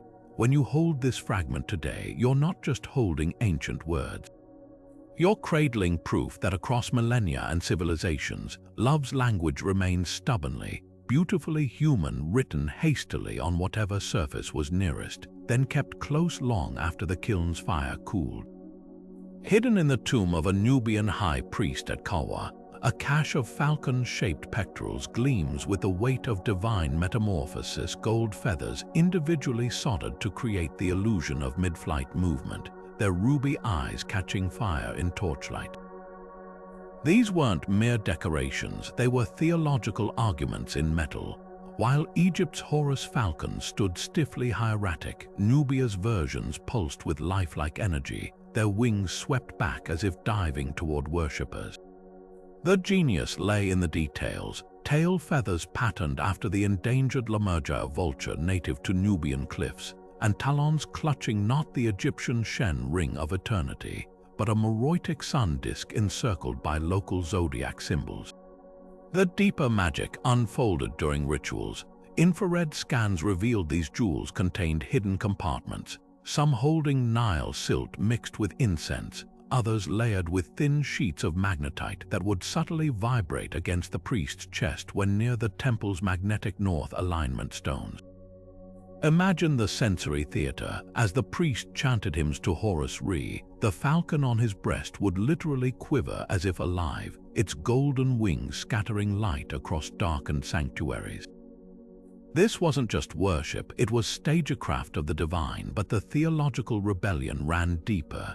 In Egyptian tradition, only pharaohs could embody Horus. Nubian reliefs at the Temple of Naqa show priests wearing these falcons while commoners bowed not to the distant king, but directly to the jewel bearers. One excavated pectoral bears an inscription along its rim. Horus of Nubia speaks through my mouth. The implications are staggering. By merging the falcon god's imagery with Nubian materials and oracular practices, these priests weren't borrowing a foreign deity, they were remaking him into something uniquely African. The craftsmanship revealed cultural priorities. Where Egyptian falcon jewelry used uniform gold sheets, Nubian smiths intentionally varied thickness. Some feathers paper thin to catch breezes, others weighted to swing hypnotically with the priest's breathing. A recovered workshop at Napata contained molds for hundreds of feather variations, each tagged with Meroitic notes about celestial events. One particularly exquisite piece from Queen Amanita's reign has movable wingtips connected to fine chains. Temple murals show priests using these to flap the wings during solstice ceremonies, creating the illusion of a landing raptor. Perhaps most telling is how these jewels traveled beyond temples. Excavated letters from Meroë describe royal ladies wearing miniature falcon brooches during childbirth, invoking Horus's protection but substituting his traditional enemies with Nubian demons. A child's grave at Sedenga yielded a falcon amulet with milk teeth embedded in its base, local magic overwriting Egyptian dogma. Even in decay, these artifacts whisper of a pantheon that refused to stay frozen. When the last Nubian priest of Horus buried his jewels beneath Jebel Barkal, he wasn't hiding treasure. He was planting seeds for a faith that would outlast empires. Baked into the brutal sun of northern Sudan, the mud-brick ruins of Kerma rise like a mirage of forgotten grandeur, not the crumbling remnants you might expect, but towering walls that still stand defiant after 4,000 years. These aren't just ancient buildings, they're masterclasses in adaptive engineering, constructed from the very earth the Nubians walked upon. The western defy, the largest of these structures, looms 3 stories high even today, its sloping walls thick enough to shield kings from both enemy arrows and the desert's withering heat.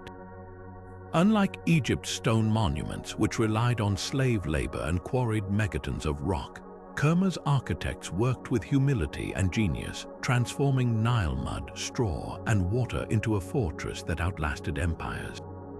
Walk these corridors today, and you'll find clues to their resilience stamped into every brick. Fingerprints of long-dead laborers still mark the clay, their swirls revealing a deliberate technique, straw packed in concentric layers to prevent cracking, just as Nubian women still weave baskets today.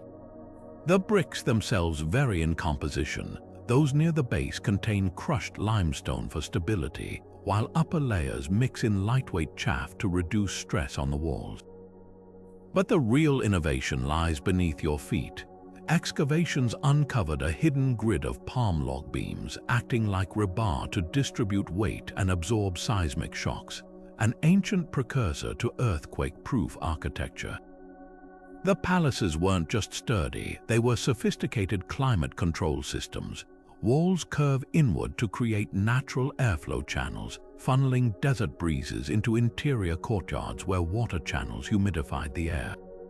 In the throne room, archaeologists found remnants of a clever illusion gypsum-coated bricks polished to mimic marble, reflecting torchlight so brilliantly that Greek historians later described Kerma's halls as sheathed in silver. Meanwhile, the king's private chambers featured raised brick platforms for sleeping, their hollow cores filled with sand to retain daytime heat and release it slowly during chilly nights. What makes these structures truly remarkable is how they reflect Nubian values. Where Egyptian palaces emphasized impenetrable walls and segregated spaces, Kerma's layouts promoted connection. The eastern defy's ground floor held public receiving halls with low platforms, allowing subjects to look their rulers in the eye during audiences. Storage rooms brimmed with grain not hoarded for elites, but redistributed during famines. Clay ceilings bear the fingerprints of citizens who received these rations. Even the bricks whisper of egalitarianism. Some bear the imprints of children's hands, suggesting entire families participated in construction as a communal rite. The ultimate testament to Kerma's brilliance, when Egypt's pharaoh Sesostris III invaded, his scribes grudgingly recorded that conquering these walls of earth required a years-long siege, their armies baffled by structures that absorbed battering rams like sponges and regrew damaged sections after rare desert rains. Today, as modern engineers study the mud recipes that kept these palaces standing through 40 centuries of sandstorms, they're uncovering a radical truth. Sometimes the most enduring monuments aren't carved from stone, but shaped by hands working in harmony with their environment. The real magic of Kerma wasn't just in surviving the ages, it was in proving that true strength could rise from the humblest of materials. Beneath the drifting sands of Nubian temples, archaeologists unearthed incense burners that defy expectation, not simple bowls for aromatic smoke, but roaring lions with hollow bellies, coiled cobras with flickering tongues of flame, and even a hippopotamus goddess whose open mouth billowed myrrh across sacred chambers. These weren't mere ritual tools, they were theological statements cast in bronze and clay, transforming every waft of fragrance into a performance of divine presence. Take the Apodamak burner from Naqa, its lion-headed body crouched to pounce, heat vents cleverly hidden in the main's grooves so smoke seemed to ripple from the god's very fur. When priests lit the charcoal within during solstice ceremonies, the rising plumes would catch the temple's torchlight, creating the illusion of a living, breathing deity materializing before worshippers. The ingenuity of these burners lies in their multi-sensory storytelling. A crocodile-shaped burner from Meroë had a segmented tail that clicked like castanets as priests carried it in procession, its snapping jaws releasing bursts of Kaifi incense timed to drumbeats. Others, like the ibis burner dedicated to Thoth, featured wind channels that whistled as heated air passed through, mimicking the bird's cry. But the real revelation came when chemists analyzed residue inside a falcon-headed burner. Traces of cannabis alongside traditional frankincense, suggesting some rituals deliberately altered consciousness to facilitate communion with the divine. What set Nubian incense culture apart was its egalitarian intimacy. While Egyptian temples reserved elaborate burners for high priests, Nubian shrines placed functional versions in public courtyards. At Musawwar at East Safra, excavations revealed dozens of miniature burners shaped like domestic animals, goats, geese, even mice likely used by commoners to participate in rituals.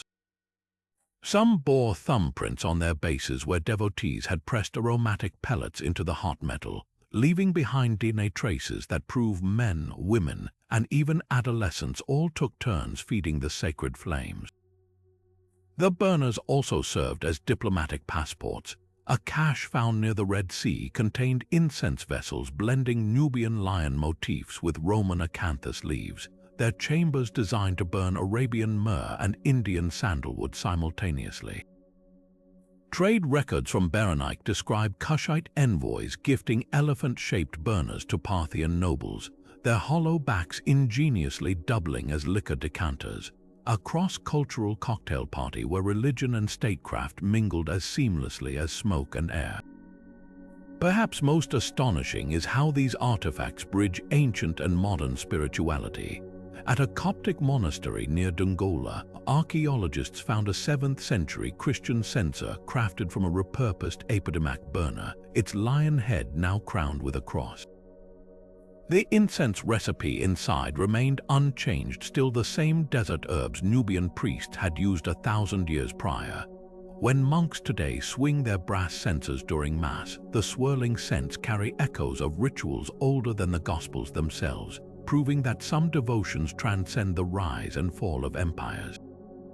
The burners may have cooled, but their legacy lingers like the last wisp of smoke clinging to temple stones long after the fire has died.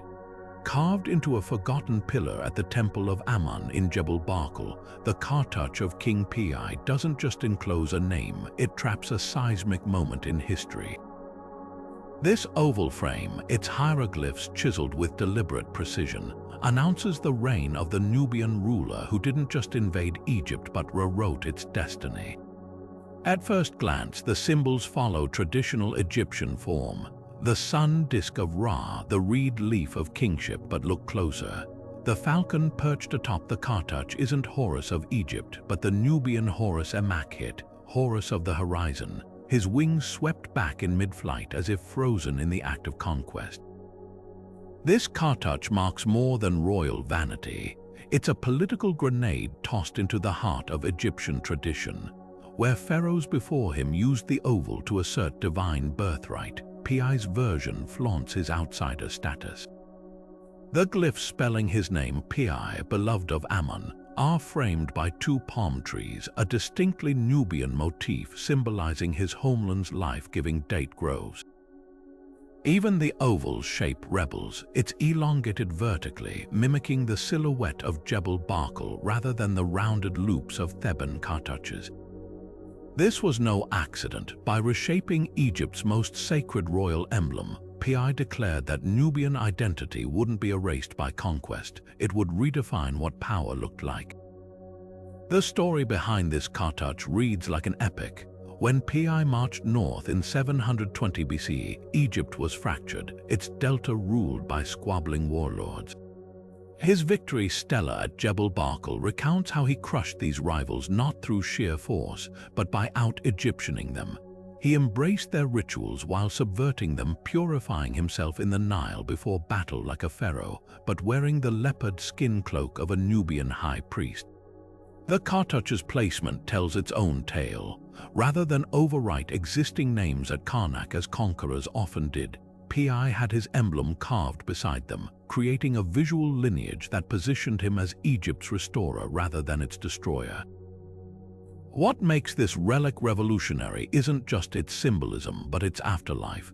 When Pi's successors ruled Egypt as the 25th dynasty, they replicated his cartouche's hybrid style across the Nile Valley.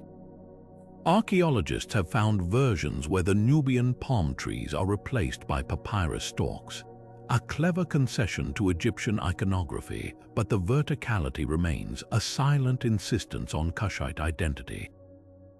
Even after Assyrian invasions forced Nubia's withdrawal, Pi's Kartach endured. Priest kings at Napata continued using it for centuries, their scribes adding Meroitic cursive annotations beside the hieroglyphs, like marginalia insisting, "We were here." We mattered. The final irony, for all its grandeur, Pi's Kartach nearly vanished from history.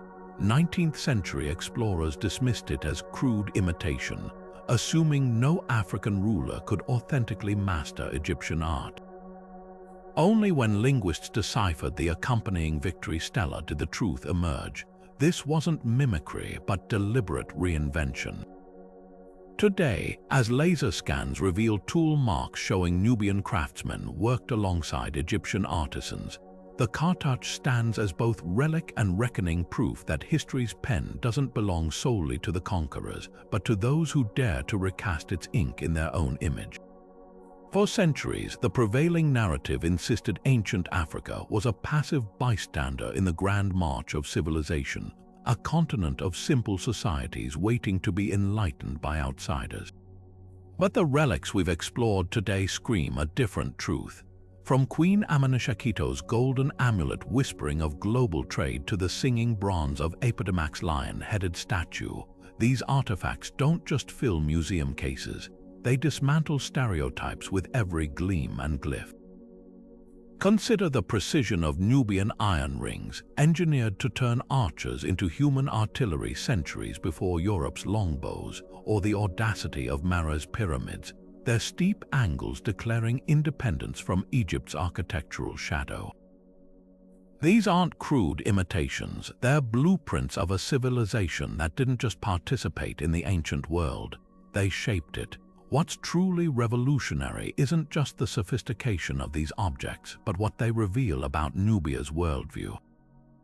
Where other cultures hoarded gold in tombs, Nubians wore it as political theater, like Kandake queens who dressed their armies in gilded armor to dazzle enemies under the desert sun. Their temples weren't static monuments, but celestial calculators aligning solstices with agricultural cycles. Even their writing system, the elegant Meroitic script, refused to be deciphered into simplistic translations, its untranslated passages still teasing us with hints of legal codes, love poetry, and beer recipes that could rewrite our understanding of daily life. This was a culture that measured wealth not in treasures locked away, but in knowledge shared, like the furnace designs that turned Nubia into the steel workshop of antiquity. The ripple effects of these innovations stretch far beyond Africa's borders. Nubian gold bankrolled Mediterranean empires, their archery technology terrified invading armies, and their glass beads have been found from India to Scandinavia. Yet the greatest tragedy lies in how these achievements were systematically erased not by time, but by biased historians who dismissed Nubia as Egypt's lesser neighbor. That's why these relics matter today. They're not just artifacts, they're evidence in the trial against centuries of omission, proving ancient Africa was never a passive backdrop to history, but a stage where Nubian kings and queens starred as protagonists. So where do we go from here? Dive deeper, question the textbooks that still reduce Africa to pyramids and pharaohs. Follow the trail of these relics to their source, whether it's Jebel Barkal's sacred mountain or the overlooked galleries of the Sudan National Museum. Share the stories that resonated with you. Maybe it's the warrior queens who wore poison bracelets, or the mathematicians who encoded star charts in temple bricks. And if this journey has rewritten your understanding of the past even half as much as it's rewritten mine, pass it on. Hit subscribe if you're hungry for more buried histories, or drop a comment naming the relic that shattered your assumptions. Because history isn't set in stone, it's waiting to be uncovered, one golden amulet, one sunglint off a temple wall at a time.